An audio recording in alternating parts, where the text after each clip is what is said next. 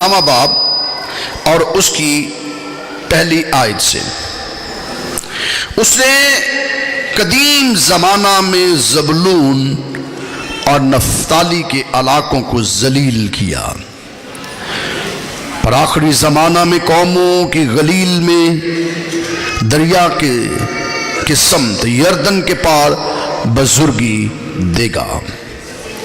جو لوگ تاریکی میں چلتے تھے انہوں نے بڑی روشنی دیکھی،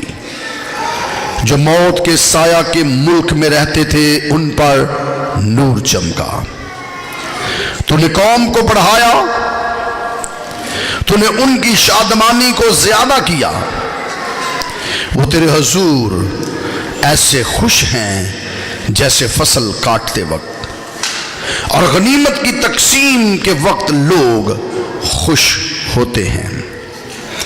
کیونکہ تو نے ان کے بوجھ کے جوئے اور ان کے کندھے کے لٹ اور ان پر ظلم کرنے والے کے عصا کو ایسا توڑا ہے جیسا مدیان کے دن میں کیا تھا، کیونکہ جنگ میں مسلح مردوں کے تمام سلاح اور خون آلودہ کپڑے جلانے کے لیے آگ کا ایندھن ہوں گے۔ اس لیے ہمارے لیے ایک لڑکا تولد ہوا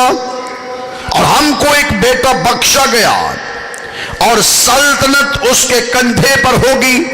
اور اس کا نام عجیب، مشیر، خدائے قادر، ابدیت کا باپ اور سلامتی کا شہزادہ ہوگا، اور اس کی سلطنت کے اقبال اور سلامتی کی کچھ انتہا نہ ہوگی۔ وہ داؤد کے تخت اور اس کی مملکت پر آج سے اب تک حکمران رہے گا، اور عدالت اور صداقت سے اسے قیام بخشے گا۔ رب الافواج کی غیوری یہ کرے گی۔ کتاب مقدس کا پڑھا، سنا، سمجھا اور قبول کیا جانا ہم سبوں کے لیے باعث برکت کا سبب ہو، آمین۔ ہمارا مضمون کیا ہے؟ فضیلت مسیح۔ فضیلت کا مطلب ہے بڑھانا، اتم درجہ کسی کا، کسی کے کردار کو، اس کے اعمال کو، اس کے افعال کو، اس کی گفتگو کو، گویا اس کی پوری شخصیت کو ایک طرف رکھ کے باقی شخصیات کو ایک طرف کر کے کہنا کہ ان شخصیات سے اس شخصیت کو ہم اتم درجہ یا بڑا درجہ دیتے ہیں۔ اس کے قصص پڑھنا، اس کی بابت بیان کرنا، دوسرے لفظوں میں اس کی فضیلت بیان کی جاتی ہے۔ میرے پاس ایسے الفاظ نہیں ہیں، اور میں یوں کہوں گا کہ دنیا کی کوئی بھی لغت آج تک نہیں بنی جو میرے آقا خدا کے بیٹے یسوع مسیح کے فضائل بیان کر سکے۔ کوئی لغت نہیں بنی، اور میں اکثر و پیشتر یہ کہتا ہوں اور اپنے ایمان کا اظہار کرتا ہوں، اور آج اپنے ایمان میں آپ کو بھی شامل کرنا چاہتا ہوں، اور میرا ایمان یہ ہے کہ اگر کائنات پوری کے اندر سے تمام درختوں کو کاٹ لیا جائے اور تمام انسانوں کو کہیں کہ ان کو کلمے بنائیں، فیکٹریوں کے اندر کہیں ان کی پینسل بنا دیں، ان کی کلمے بنا دیں، اور پھر تمام تر سمندروں کو، دریاؤں کو، چشموں کو، ندیوں کو، تمام تر دنیا کے پانی کو یکجا کیا جائے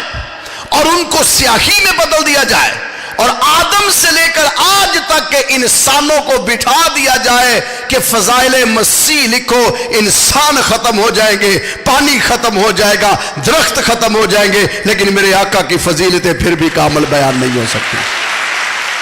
اور کوئی مائی دا لال ہیلیلویا کہہ رہا جمیا ماں نے دانا دی کوئی ہوندہ جڑا اٹھ کے کہہ چھڑتا ہے،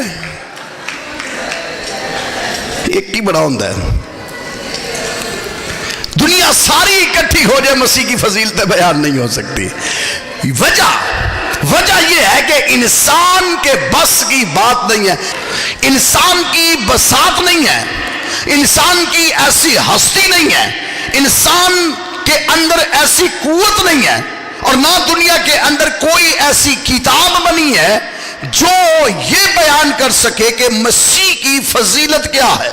مسیح کا اتم درجہ کیا ہے؟ اس کی وجہ جب انسانوں کے اندر یہ قوت نہیں پائی گئی، انسانیت کے اندر یہ قوت نہیں پائی گئی، تو میں یہ سمجھتا ہوں بائبل یہ بیان کرتی ہے الہی ذات کے اندر ایسی قوت ہے کہ وہ اس کے فضائل کی تعریف کر سکے اور بیان کر سکے۔ جب انسان کے بس کی بات نہیں ہوتی تو پھر خدا اپنا کام شروع کرتا ہے۔ میری اور آپ کی اوقات نہیں ہے، ذات نہیں ہے کہ ذات مسیح خدا کے بیٹے یسوع مسیح کی فضیلت بیان کر سکے، کیونکہ جب انسان نہ کر سکے تو پھر الہی آسمان سے خود بولتا ہے، اور بائبل مقدس میں لکھا ہے آسمان سے یہ آواز آئی کہ یہ میرا،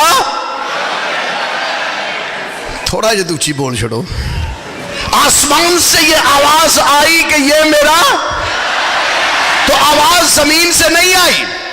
فضیلتیں زمینی نہیں ہے، فضیلت آسمانی ہے، آسمان سے آواز آ رہی ہے، کیونکہ انسان کی فضیلت بیان کرتا ہے اور رحمان کی فضیلتیں بیان کرتا ہے۔ خدا کی فضیلتیں بیان کرتا ہے، کیونکہ جب خدا کو کوئی نظر نہ آیا تو خدا اپنی ذات کی قسم کھا کے کہتا ہے کہ مجھ سے کوئی بڑا نہیں ہے، لہٰذا میں اپنی ذات کی قسم کھاتا ہوں۔ جب خدا کو نے دیکھا کہ انسان تو میرے بیٹے کی فضیلتیں نہیں بیان کر سکتا، تو مجبوراً آسمان سے آواز آئی یہ میرا پیارا بیٹا ہے، اس سے میں خوش ہوں، یہ میرا پیارا بیٹا ہے۔ تو آواز آسمانی ہے، زمینی نہیں ہے۔ آواز عرش معلیٰ سے آئی ہے، فضائل آسمان سے آئے ہیں، زمینی فضائل ہی نہیں ہے، کیونکہ انجیل منورہ کے اندر لکھا ہے اور آسمان کے تلے زمین کے اوپر آدمیوں میں سے کسی اور کو کوئی دوسرا، مینوں انج لگدا کہ دے حال چ آ کے نا تسی ایویں پریشر لے لیندے ہو۔ آسمان کے تلے زمین کے اوپر آدمیوں میں سے کسی اور کو کوئی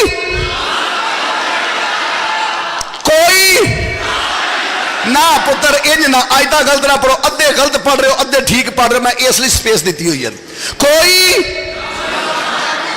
نام یا دوسرا نام، میرے نال دے نام یا دوسرا نام،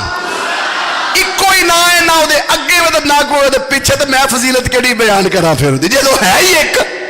جو اس کے برابر ہی کوئی نہیں ہے، اس کے مقابلے میں کوئی نہیں ہے، اس جیسا ہی کوئی نہیں ہے، اس کے سامنے کوئی ٹھہر نہیں سکتا، کھڑا نہیں ہو سکتا۔ جب وہ اٹھتا ہے تو اصلی پہاڑ بھی پھارا پھارا ہو جاتے ہیں، چٹانیں تڑک جاتی ہیں، سیلاب اپنا راہ بدل لیتے ہیں، اجرام اس کی حرارت کی شدت سے پگھل جاتے ہیں۔ تو اس کی تعریف میں کیا کروں؟ کون سی فضیلت میں اس کی بیان کروں؟ کہاں سے میں شروع کروں؟ کہاں اس کو ختم کروں؟ کیونکہ وہ خود فرماتا ہے الفا اور اومیگا، الفا اور اومیگا، ابتدا اور انتہا۔ اس کا مطلب ہے میں الفا بھی ہوں، میں اومیگا بھی ہوں، میں اول بھی ہوں، میں آخر بھی ہوں۔ اول کا مطلب یہ ہے کہ جو اس سے کوئی پہلے نہ ہو، اور آخر کا مطلب ہے کوئی اس کے بعد نہ ہو۔ سو گویا پہلے بھی میں، بعد میں بھی میں، شروع بھی میں، اور اس کے اختتام پر بھی میں ہی ہوں۔ گویا میں ہوں تو سب کچھ ہے۔ اس لیے یوحنا اپنی انجیل منورہ کے اندر فرماتے ہیں ابتدا میں کلام تھا، اور کلام خدا کے، اور کلام ہی، اور سب چیزیں اس کے وسیلہ سے پیدا ہوئی، اور کوئی چیز بھی اس کے بغیر پیدا، اس میں زندگی تھی اور وہ زندگی آدمیوں کا، کوئی چیز بھی اس کے بغیر پیدا نہیں ہوئی۔ وہ اول بھی ہے، وہ آخر بھی ہے، وہ ابتدا بھی ہے، وہ انتہا بھی ہے۔ میں عرض کر رہا تھا کہ دنیا کے اندر ایک ہی شخصیت ہے جو اول بھی ہے، جو آخر بھی ہے،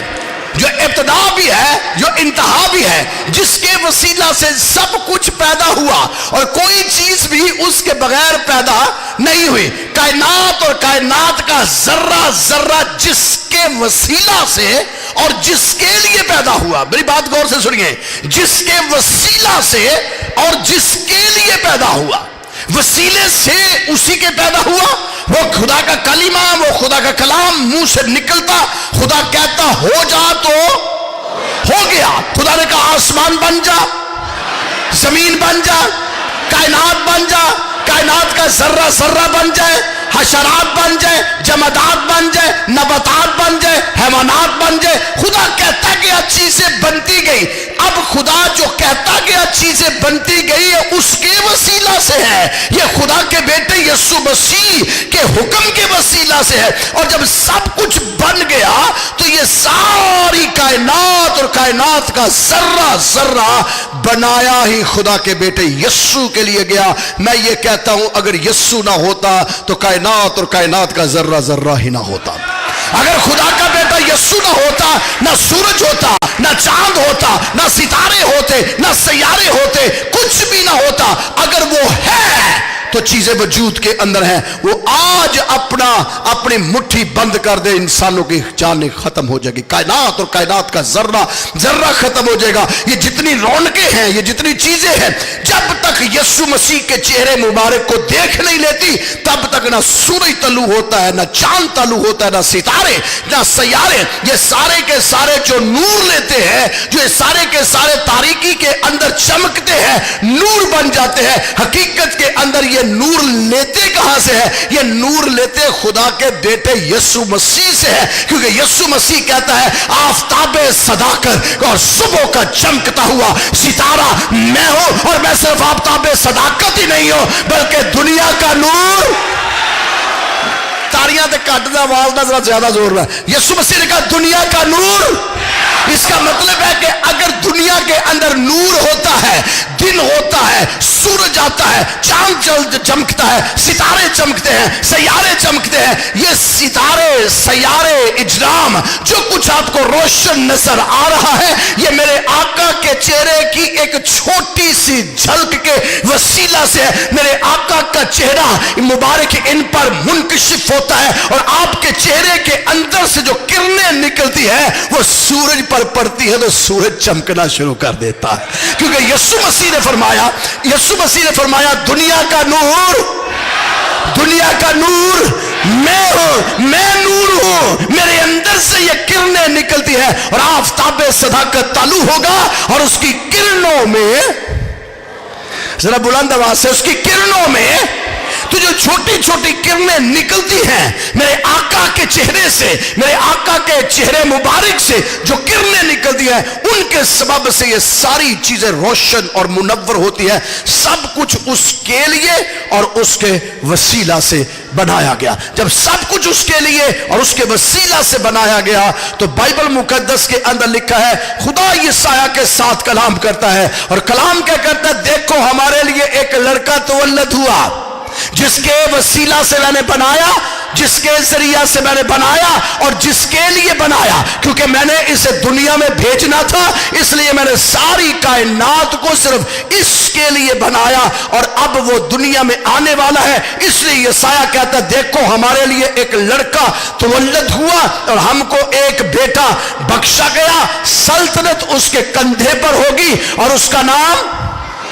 अजीब। वो अजीब होगा। कैसे अजीब होगा? उसकी गुफ्तगू अजीब होगी, उसका पैदा होना अजीब होगा, उसका बचपन अजीब होगा। वो बचपन के अंदर जमीन से मट्टी लेगा, मट्टी लेकर उसको सानेगा, गूंदेगा और जैसे बच्चे खेलते हैं वो बच्चों की तरह जमीन पर मट्टी से खेलेगा। और अगर कोई मट्टी से खेलता खेलता अगर आपकी सांस, अगर आपके मुंह से निकली हुई सांस उस परिंदे के ऊपर पड़ जाएगी तो वो मट्टी का परिंदा आपके हाथों में उड़ना शुरू हो जाएगा, क्योंकि वो अजीब होगा,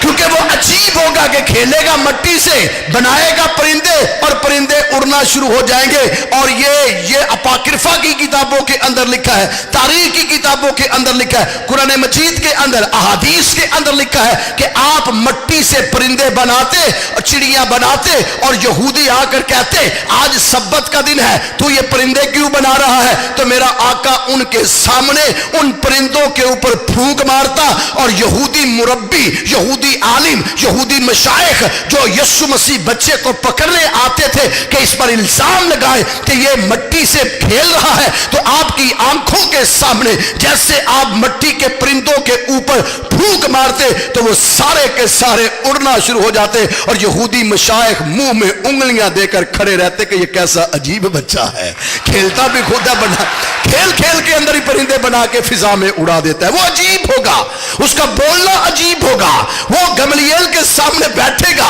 وہ بولے گا، اور گملیل جیسے عالم شرع کی عقل معاف ہو جائے گی، بند ہو جائے گی، اور وہ یہ کہے گا یہ کون ہے جس میں اتنی حکمت آ گئی، عجیب عجیب باتیں کرتا ہے، عالموں کو پیچھے کر دیتا ہے۔ لیکن گملیل کو کیا پتا جو علوم کا مبدا، منبع اور ماخذ ہے وہی اس کے سامنے بیٹھا ہوا ہے، جو آسمان سے عرش معلی سے تورات کا علم دیتا ہے، زبور کا علم دیتا ہے، صحائف الانبیاء کا علم دیتا ہے، جس سے گملیل پڑھ کے عالم بنتا ہے۔ تو گملیل جن علوم کو تو پڑھ کے عالم بنا ہوا ہے، ان علوم کا بخشنے والا تیرے سامنے بیٹھا ہے، اور تو کہتا ہے یہ کیسا عجیب بچہ ہے جو حکمت کی باتیں کرتا ہے، یہ تو حکمت کا منبع اور حکمت کا ماخذ ہے۔ تو اس کا بچپن عجیب، اس کا لڑکپن عجیب، اس کی جوانی عجیب، اس کا بیٹھنا عجیب، وہ بیٹھتا ہے موج سے ہونا شروع ہو جاتے ہیں، وہ اٹھتا ہے موج سے ہونا شروع ہو جاتا ہے، وہ تھوکتا ہے موج سے ہونا شروع ہو جاتے ہیں، وہ کشتی میں لیٹتا ہے تو موج سے ہونا شروع ہو جاتے ہیں۔ اس کا مطلب وہ بیٹھے تو عجیب، وہ کھڑا ہو تو عجیب، وہ لیٹے تو عجیب، وہ سوئے تو عجیب، وہ صلیب پر چڑھے تو عجیب، وہ صلیب سے اترے تو عجیب، وہ قبر کے اندر رکھا جائے تو عجیب، وہ قبر سے باہر آئے تو عجیب، وہ عجیب ہوگا، اتنا عجیب ہوگا کہ دنیا کی عقل معاف ہو جائے گی، وہ عجیب ہوگا۔ میری اوقات کیا کہ اس کے فضائل بیان کروں۔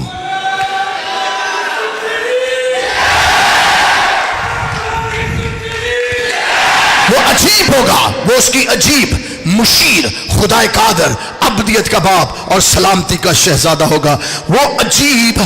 2000 سال پہلے اس دنیا میں متولد ہو چکا ہے، پیدا ہو چکا ہے۔ صرف اس نے یہی نہیں کہا کہ میں عجیب ہوں گا، بلکہ اس نے کہا جو مجھ پر ایمان لائے گا وہ بھی عجیب ہی ہو جائے گا۔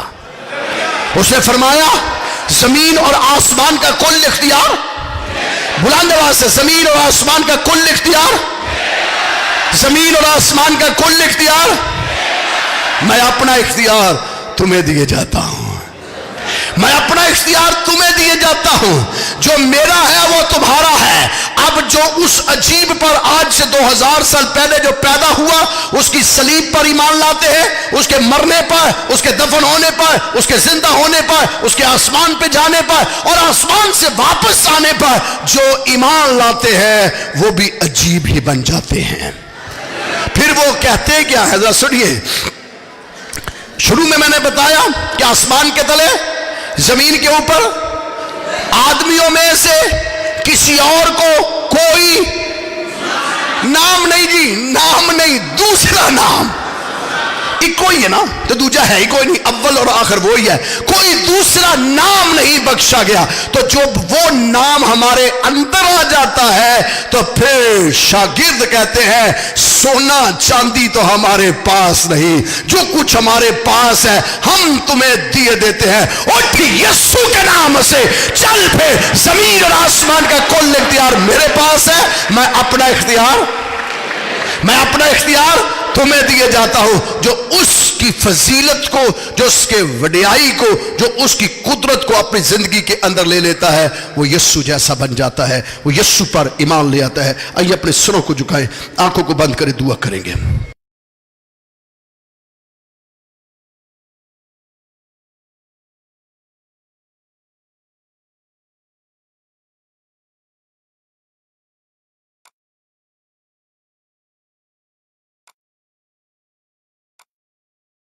یسایہ کی کتاب 9واں باب